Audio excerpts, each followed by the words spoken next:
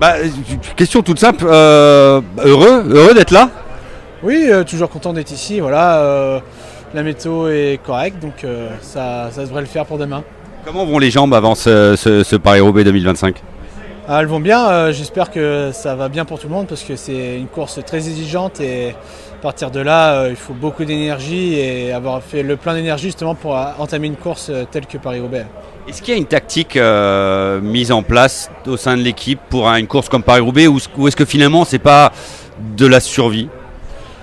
Non, il y a forcément une tactique. Après, voilà, par rapport à ce qui s'est passé sur les dernières courses, on a vu que des coureurs dominaient un peu la course. Donc il y a au début une course un peu d'anticipation. Après, sur Paris-Roubaix, ça a toujours été le cas.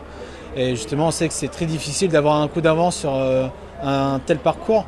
Donc à partir de là, voilà, faut savoir bien courir, être devant sans non plus lâcher trop d'énergie parce que justement, comme je disais, plus de 250 km sur des pavés, ça consomme vite de l'énergie et à la fin, on peut vite être à court.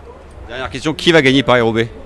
Ça, je sais pas, c'est tellement un peu aléatoire, on peut être très fort et avoir une journée très mauvaise ou comme on peut avoir aussi des soucis devant nous, on peut être bien et être pris dans des problèmes ou inversement faire trop d'efforts au début et on peut le payer à la fin. Donc on ne peut pas réellement dire qui va être le vainqueur à la fin. Allez, un nom.